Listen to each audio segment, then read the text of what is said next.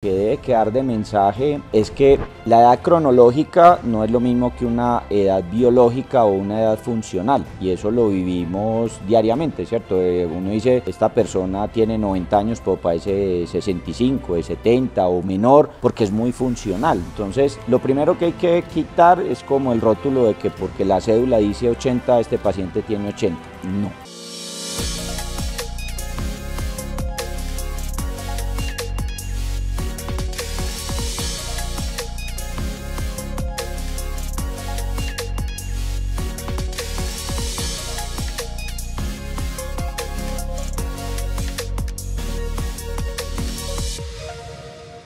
Hola, bienvenidos a Cuerpo, Mente y Mamas. El día de hoy tenemos un invitado muy especial, una persona a quien admiro y quiero mucho, y es el doctor Andrés Yepes.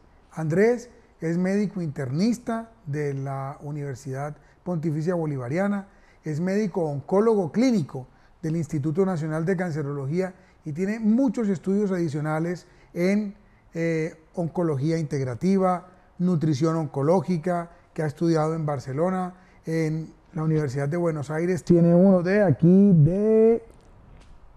no, ya me perdí. Oncología molecular.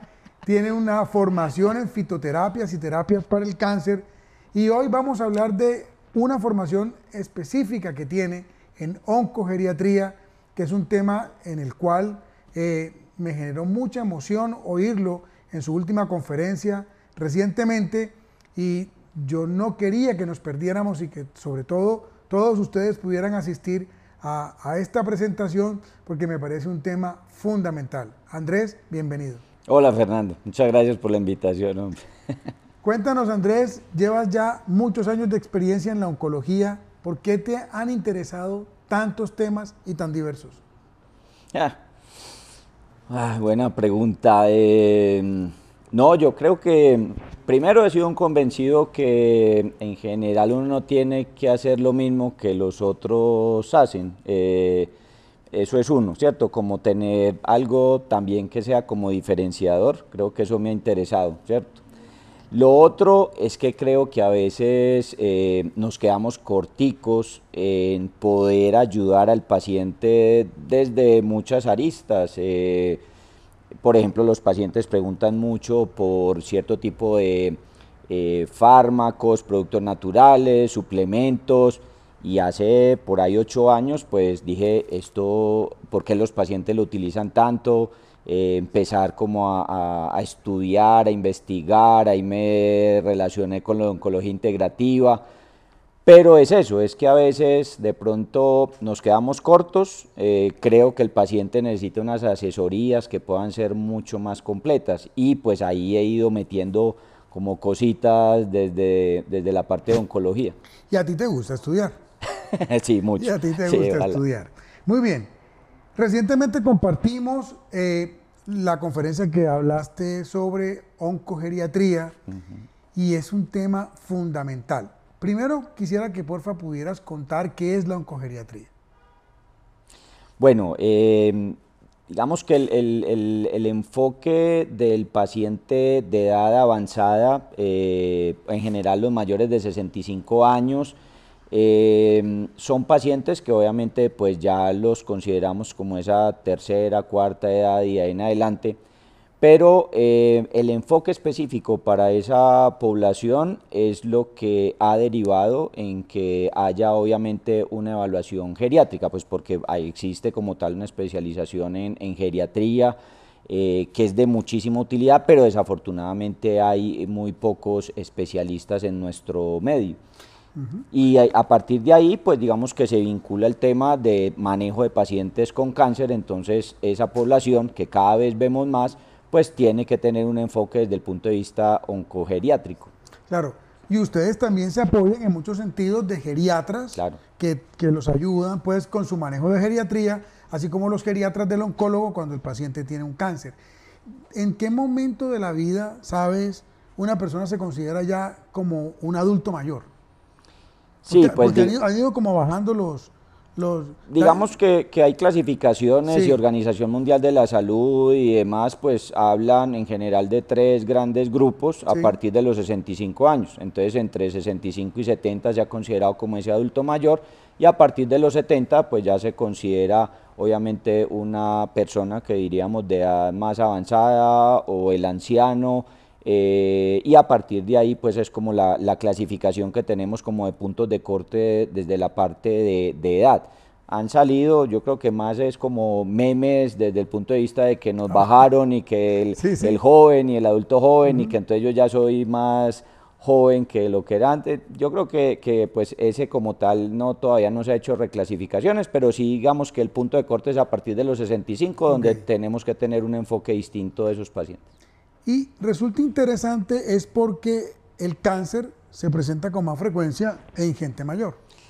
Claro, y es una de las cosas que pues llama la atención desde probablemente la poca cantidad de geriatras que tenemos. De hecho, el tratar de estudiar más de la parte de oncogeriatría también viene de esa necesidad que a veces tenemos el paciente, tenemos necesidad de esa evaluación geriátrica, pero tú lo remites, mandas la orden y el paciente nunca encuentra en un asegurador quién lo va a ver desde un área específica de geriatría, porque son, digamos que un grupo médico muy pequeño y que adicionalmente a eso no solamente ven pacientes con cáncer, sino con todas las otras patologías Múltiples, crónicas. múltiples cosas. Entonces, ante no poder a veces tener ese colega, esa ayuda, ese trabajo multidisciplinario, pues hay que buscar obviamente cómo damos solución a esa falta de colegas. Ok, ¿por qué hay más probabilidad de tener cáncer cuando se es mayor? Claro, digamos que desde el punto de vista de frecuencia y obviamente lo que llamamos de incidencia como casos nuevos de cáncer que se presentan en el mundo, pues siempre hemos tenido como un punto de corte que a partir de los 50 años empieza una mayor incidencia o mayor porcentaje de tener personas con cáncer. Pero obviamente esto se incrementa y lo vemos a partir de los 65, 70 años. Si uno empieza a ver cómo esas curvas, pues obviamente se dispara a partir de que la persona envejezca más, cáncer de próstata, cáncer de mama y en general. Entonces, ¿por qué? Pues básicamente es porque tenemos un proceso como tal que, pues términos médicos lo llamamos de senescencia, envejecimiento, daño de la célula y porque en última instancia nuestros sistemas al ir envejeciendo pues no tienen los sistemas de reparación, no tenemos nuestro, lo que llamamos el sistema inmunológico, pero para que la gente nos entienda como el sistema de defensas, que son los encargados de que no tengamos cáncer en última instancia, ¿cierto? Y adicionalmente a eso que se van acumulando daños crónicos en nuestro organismo a partir en general también de esos factores pues que acumulamos en toda la vida, por ejemplo daño de piel por el sol, nunca nos protegimos, no nos echamos antisolar nunca, no nos echaban de niños y el cáncer no aparece Claro. en pocos años, necesita un proceso que son de muchos años para que esa célula se dañe, sufra lo que llamamos mutaciones, que son simplemente daños en la célula y que eso hace pues que obviamente aparezca el cáncer. Entonces, por ese tipo de daños que llamamos mutaciones, por el daño acumulado y obviamente el resultado de que nuestros sistemas no son capaces de repararse tan rápido, de que nuestro sistema de defensa no es tan óptimo, todos son procesos que se van uniendo y por eso pues el resultado final es que tengamos más cáncer en edades pues más Más prolongadas. avanzadas. Sí. Y entonces, claro, hay unas situaciones que son muy importantes como fumar, que te da un riesgo mayor, y si tú fumas más tiempo tendrás más probabilidad de cáncer, el sol, las radiaciones, pero de tantos factores yo te pregunto, hago aquí un paréntesis, tú que eres experto en nutrición oncológica, ¿el alimentarse mal puede generar un riesgo de tener más cáncer? Sí, claro. De hecho, yo creo que, pues aunque no es como tal el tema y decías de conversación, pero sí sería muy bueno retomar el tema de prevención primaria del cáncer, ¿cierto? Ok, Sabemos que hay prevención secundaria, que es lo que has hablado ya en tus charlas en cuanto a, por ejemplo, detección temprana del cáncer de mama con mamografía. Eso es una prevención secundaria. Pero yéndonos antes, claro, está la prevención primaria y esa en nuestros sistemas de salud la hemos olvidado, la hemos desechado muchas veces y tiene que ver con que aplicando cierto tipo de factores de prevención y demás, podemos prevenir hasta el 40% de todos los tipos de cáncer, ¿cierto? Uy, es mucho. Claro, y dentro de ello está lo que hablabas, la protección solar, el tema de evitar la obesidad, no ser sedentario, el tema de alimentación, la visita al médico. Hay mucha gente que dice es que yo me siento bien y por lo tal no voy nunca a consulta. Mínimo una vez al año hay que ir a médico a que me revise si estoy bien o no. Los exámenes de chequeos que debemos hacer según edad, según factores de riesgo. Entonces todo eso incide. Y obviamente el que mencionabas, que es el tema nutricional, pues obviamente incide. De hecho, esperamos desafortunadamente un pico y lo estamos empezando a ver, pero la Organización Mundial de la Salud, por ejemplo, nos está ya dando alertas que las personas jóvenes, nuestros niños, con la mala alimentación que tienen en este momento, el incremento en la obesidad, el menor consumo de frutas, el menor consumo de verduras, está haciendo que obviamente vamos a tener un pico de cáncer a edades más tempranas, independiente de que haya herencia, independiente de otros factores, sino solamente porque estamos viviendo una etapa distinta desde la parte de alimentación. Entonces, ya estamos viendo cáncer de colon, por ejemplo, en personas menores de 35 años.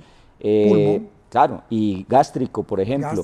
Y hay muchos que están relacionados más con la nutrición que otros. Si me dices, por ejemplo, un cáncer de pulmón necesariamente está con alimentación, no tanto como, por ejemplo, el de colon, el gástrico y los que son, obviamente, gastrointestinales. Entonces, creo que ese sí es un llamado a toda la población, no solamente a la parte médica o de los sistemas de salud, sino también a la población y que pues podamos de pronto tener, claro, y a niños, jóvenes, claro. Sí, quería ir hacia eso porque me parece muy interesante y creo que tenemos que hacer ese programa en un futuro porque es una necesidad de entenderlo desde una forma científica y poder, digamos, tener más precisión.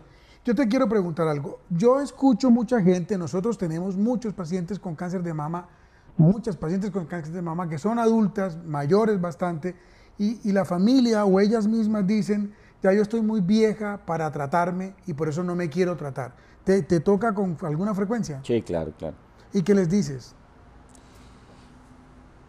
Pues digamos que hay que individualizar. Lo que pasa es que, lo mencionabas, esto es un manejo no solamente de pacientes, sino también de familia. Tenemos, desde el punto de vista sociocultural, una tendencia a decir que si una persona tiene más de 70 años, pues hay que restringir tratamientos. Y obviamente esto también va ligado con el aspecto de cáncer, igual muerte, y pues si mi papá, mi mamá tienen más de 70 años, pues la frase típica es ¿para qué lo voy a torturar con quimioterapia, con cirugías y demás si ya está terminando su periodo de vida? Su ciclo vital. Entonces, ahí viene obviamente un trabajo que se debe hacer con familia, con paciente, porque si hay incluso una tendencia a que veamos con más frecuencia que al paciente de edad se le esconde la información. El familiar no quiere que le diga que tiene cáncer, qué tipo de tratamiento se le va a hacer. Entonces, eso sí es una realidad y yo creo que es más sociocultural que otra cosa. Y en general, cuando las personas llegan a tu consulta, las evalúas para poder definir qué tratamiento hacer. ¿Cómo escoges un tratamiento u otro? Me imagino que depende de la situación clínica de cada paciente.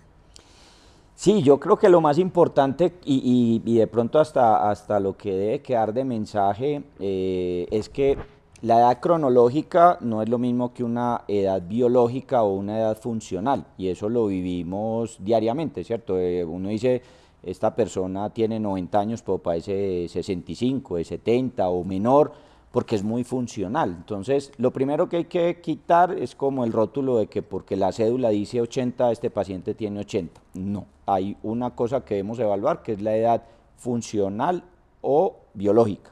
es absolutamente distinto, ¿cierto? Y de hecho para el tema del tratamiento lo debo escoger más por la edad biológica que por la edad cronológica. Entonces ese es el primer, digamos, punto de análisis que uno debe tener cuando ve un paciente de estas edades avanzadas. Obviamente ya viene todo ese círculo que le debemos evaluar, que no es solamente su edad, sino que otras enfermedades tiene, porque no podemos esconder que los pacientes de edad avanzada tienen muchas más enfermedades de corazón, de riñón, de Del azúcar. pulmones, de todo eso, hipertensos y demás, de enfermedades crónicas. Entonces es evaluar tipo de enfermedades, cuántos medicamentos utilizan, qué tan funcional o no es, de pronto qué tipo de descompensación tiene y hacer un análisis desde ese punto de vista funcional para poderlo clasificar, porque al final tenemos que clasificar ese paciente en 3 grandes grupos para saber si le vamos a ofrecer un tratamiento X, Y o Z. Y entonces eso es lo que llaman ustedes la evaluación geriátrica integral. Sí, es decir, primero hay como un procedimiento que se llama de tamización, es Ok. decir, identificar el paciente si requiere como tal una evaluación geriátrica más avanzada, que es básicamente con una calculadora muy sencilla de realizar. A partir de eso nos da como una parte más objetiva desde un punto de vista de puntaje. Entonces nos dice, este paciente no requiere más evaluación, está lo que llamamos fit o completamente funcional, aplique el tratamiento como que fuera un paciente de menor edad.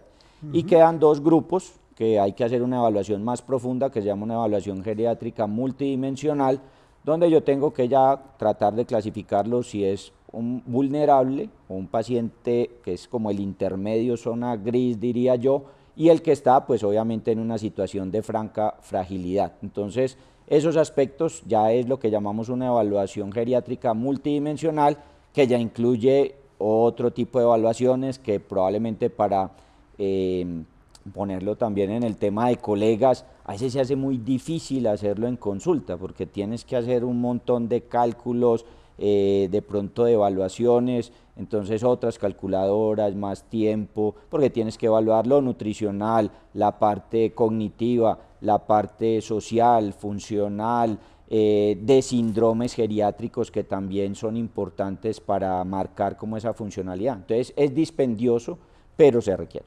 Y cuando ya tienes el paciente evaluado, cuando sabes que el paciente puede recibir toda una terapia completa o puede recibir terapias de forma parcial de acuerdo a su situación, te sientas con la familia, con el paciente y lo dialogan.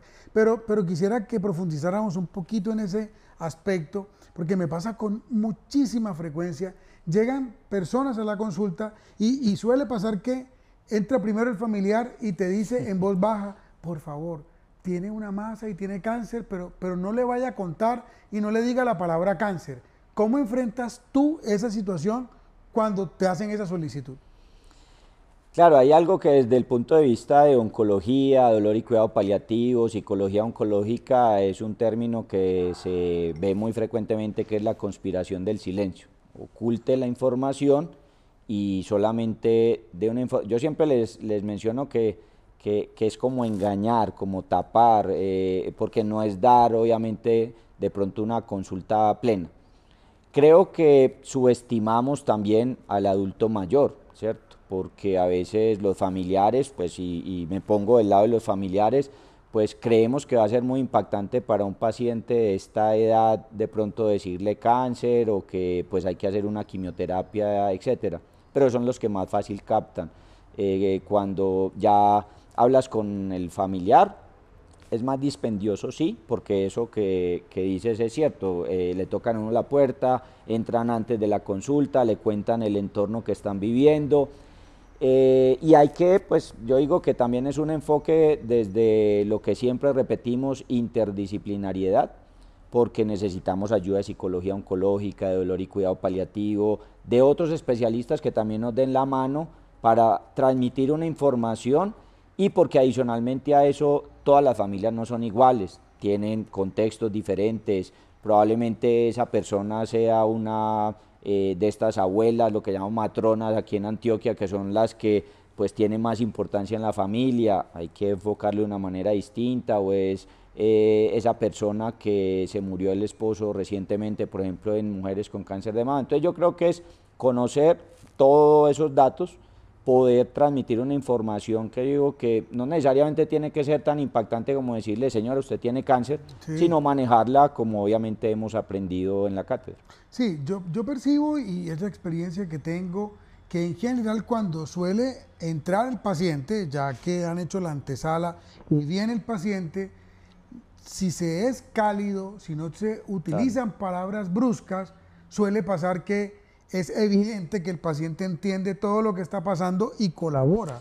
Y lo otro es que, pues digamos yo elaboro o tengo una técnica o si se quiere táctica, y es que generalmente los abordo de primerazo esa punta de preguntas. ¿Usted qué cree que está haciendo acá? ¿Por qué viene? Pero directamente al paciente.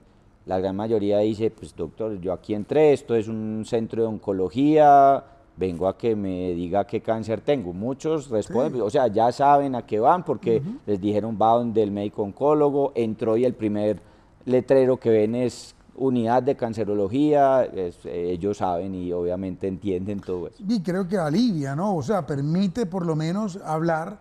Y bueno, yo sé que tú eres una persona muy cálida y sin duda, pues habrá experiencias que haya tenido una persona o la otra, pero sobre todo pienso que hay más temores de que al Sí. familiar que uno tanto quiere le vayan a decir de una manera brusca, usted tiene un cáncer y se va a morir.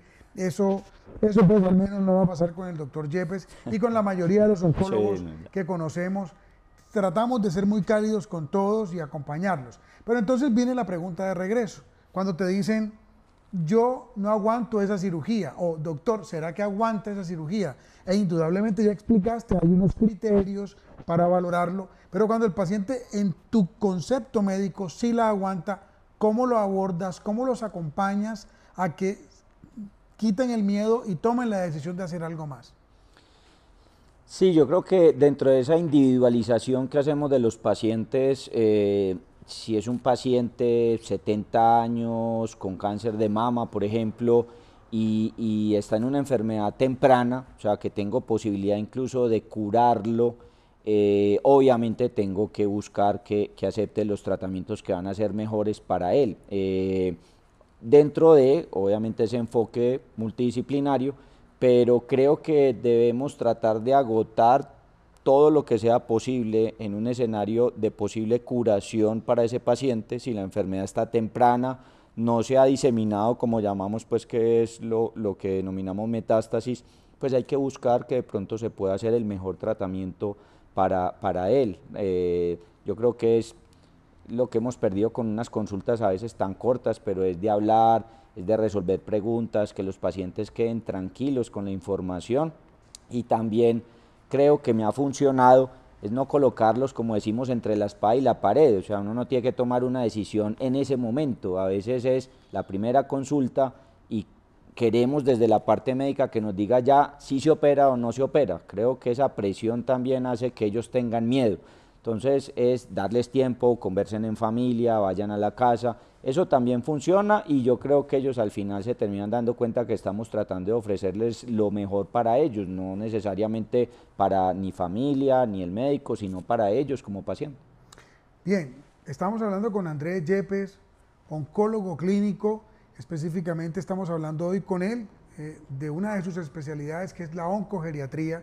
Y la oncogeriatría es un tema general en el cual Andrés ve pacientes con múltiples tumores. Pero enfoquémonos ahora en el punto de pacientes con cáncer de mama, que es un tema al menos frecuente en mi consulta y que es un tema por el que muchas personas están siendo convocadas y motivadas en este tipo de difusión científica.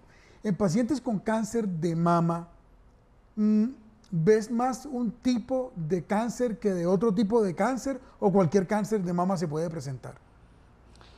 Pues en personas de edad avanzada sí hay un número, digamos que las características que tienen ese tipo de pacientes con cáncer de mama en general nos muestra que es dentro de, digamos, las 4 clasificaciones grandes que tenemos de cáncer de mama, la gran mayoría tienen lo que se llama receptores de hormonas positivos. Un cáncer que depende de De hormonas. hormonas, exactamente, que es un cáncer que es el más frecuente, digamos, en general en todas las poblaciones, pero que aquí se hace mucho más frecuente o que lo detectemos con mucha mayor frecuencia. Problemas, es que a pesar de que ese es uno de los que tiene mejor pronóstico, en personas de edad avanzada se detecta en estados más avanzados de la enfermedad. Porque ¿Sí? es un cáncer que crece lento, que casi no Sí. perciben, y por eso va ahí, va lentamente. E incluso pues lo que se ha logrado con encuestas, lo que vemos en consulta y lo que nos reportan los estudios es que uno, recordemos que el tema de lo que hablamos de prevención secundaria, es decir, la mamografía para detectar los cánceres se abandona en los pacientes de edad avanzada, ¿cierto? En general, los pacientes después de los 70 años no quedan incluidos dentro de lo que es esa prevención secundaria, sino que se deja a necesidad, es decir, autoexamen o se ve algo, pues consulte. Y el problema es que son personas que generalmente no les gusta que lo revisen o que no quieren consultar. Entonces, desafortunadamente se detecta por ese lado en estados más avanzados de la enfermedad, a pesar de ese crecimiento lento, ¿cierto? Entonces, digamos que hay unas características que nos permiten, digamos que desde el punto de vista de tratamientos, pues podamos ayudarlos mucho porque este tipo de cánceres de mama son unos de los que mejor responden a tratamientos no tan invasivos, como por ejemplo una quimioterapia, y podemos utilizar otro tipo de tratamientos que se denominan hormonoterapia. Exacto, los pacientes que tienen tumores dependientes de hormonas tienen una probabilidad muy alta de responder con medicamentos antihormonales y en algunas ocasiones se pueden utilizar estos medicamentos antihormonales sin tener que hacer quimioterapia. Claro. Es una estrategia muy interesante y entonces hay pacientes de edad avanzada que tienen alguna fragilidad y se pueden tratar solo con ese medicamento antihormonal sin hacerles quimio. Sí, claro, de hecho,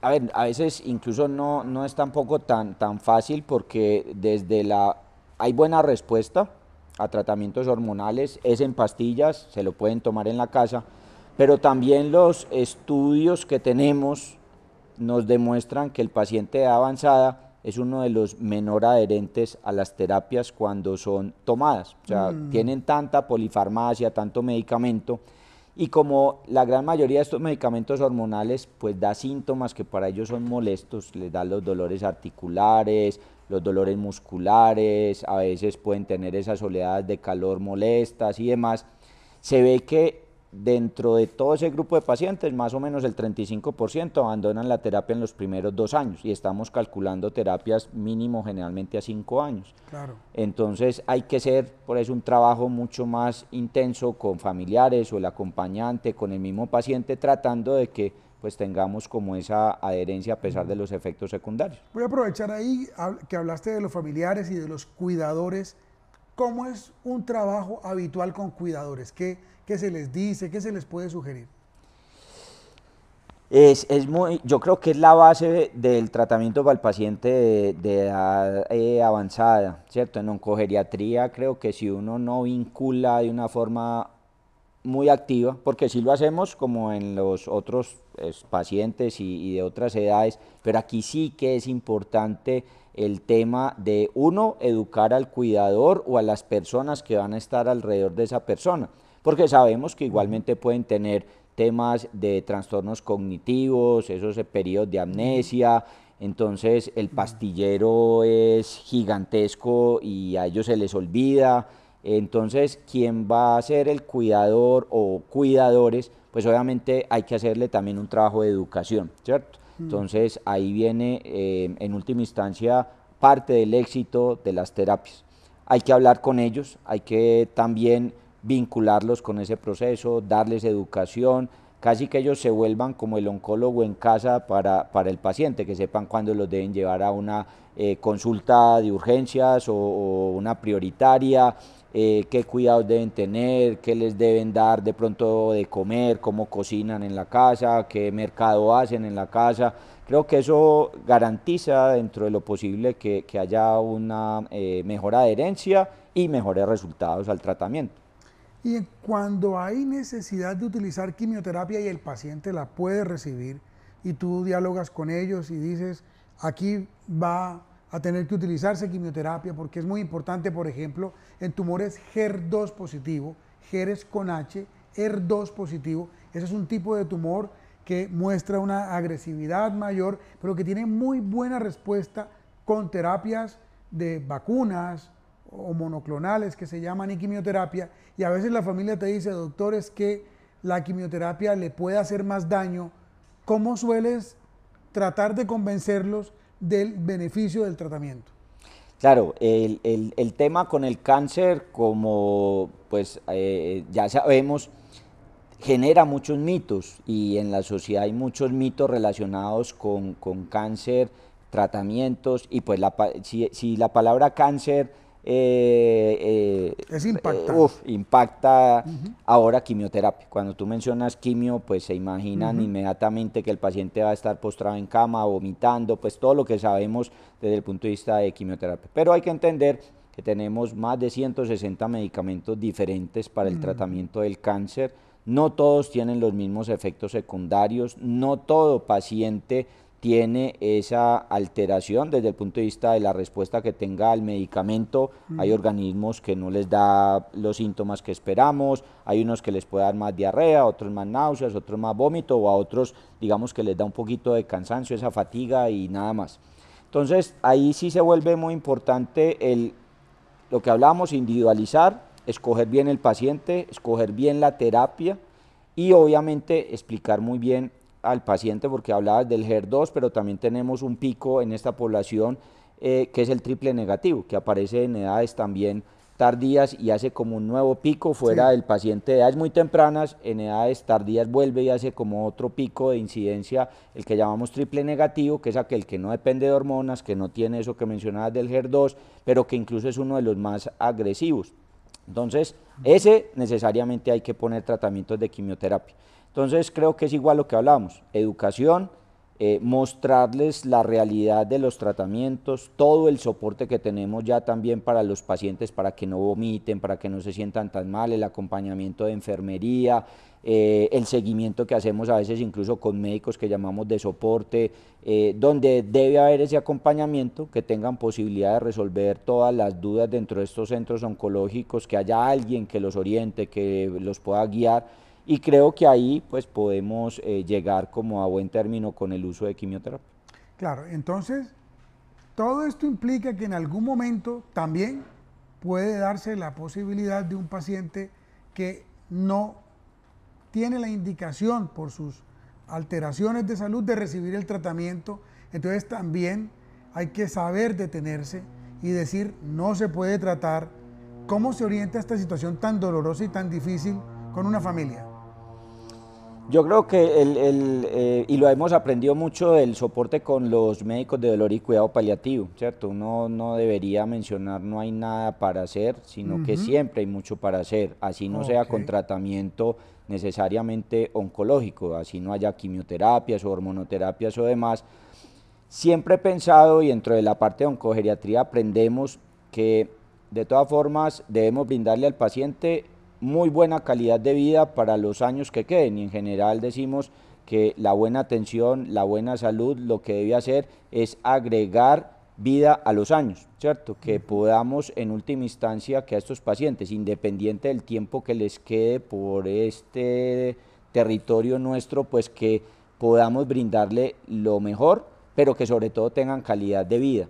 Entonces, esa escogencia de pronto quién hizo una toxicidad, o sea, muchos efectos, lo estamos deteriorando, a veces hay que echar para atrás, pensar qué es lo mejor para el paciente, cómo se va a sentir mejor en casa, cómo podemos hacer que siga haciendo sus paseos en la mañana, caminando, saliendo al parque, escuchando música, haciendo las actividades que le gustan. Entonces yo creo que eso también depende del tacto, lo que conocemos desde la parte médica y que hace parte de esta ciencia tan bonita que tenemos desde la parte de medicina y de oncología, y es que hay que ver el paciente como un todo, de una forma como mencionamos holística, y que en última instancia el objetivo es que ese paciente así siga con el cáncer, pues en última instancia tenga buena calidad de vida. sí, es muy importante y yo creo que la familia lo agradece mucho, Claro. ¿cierto? y se reúnen alrededor de una situación tan compleja. Pero qué bonito lo que dices, siempre la posibilidad de hacer algo más Sí. también da esperanza. Bueno, para cerrar, porque hemos tenido un momento muy agradable y te lo agradezco muchísimo, ¿qué ideas quisieras dejarle a las personas que nos están viendo? Bueno, pues yo creo que primero es fundamental que se entienda, bien sea desde familia o bien sea también desde el médico, es que el paciente de edad avanzada es un paciente complejo, es un paciente que amerita una valoración distinta, multidimensional, multidisciplinaria, que no por tener 70, 80 o 90 años hay que restringir tratamientos o dejar de hacer.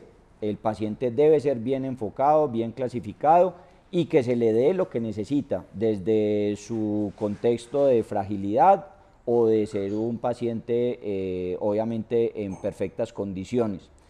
Creo que desde el punto de vista de los tratamientos que tenemos en oncología, hay muchísimos tratamientos.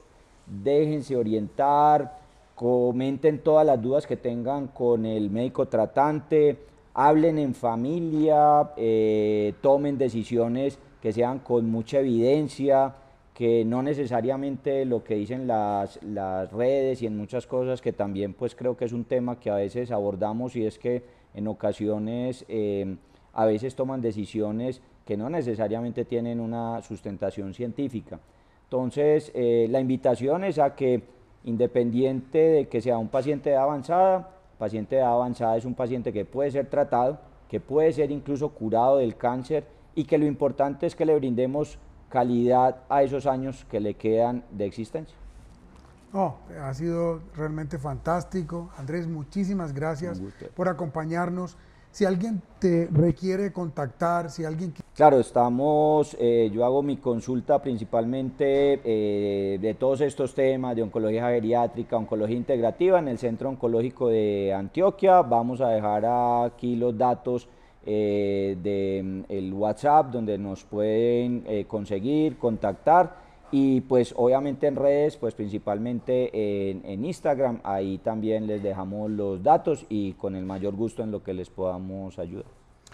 Es muy importante este tema porque todos en nuestras familias tenemos personas mayores, porque las queremos y porque siempre podría llegar a tener que darse la posibilidad de encontrar un consejo y una ayuda de alguien que sea experto en estos temas. Para todas esas personas, una luz de esperanza, una voz de esperanza que hoy nos ha traído Andrés Yepes, y para todos ustedes muchísimas gracias por su compañía. Siempre bienvenido, espero que rápidamente hagamos pronto otros temas. Hay muchos que nos quedan con Andrés, pronto estaremos con él y con todos ustedes nuevamente. Muchas gracias, Fernando, por la invitación. Muchas gracias.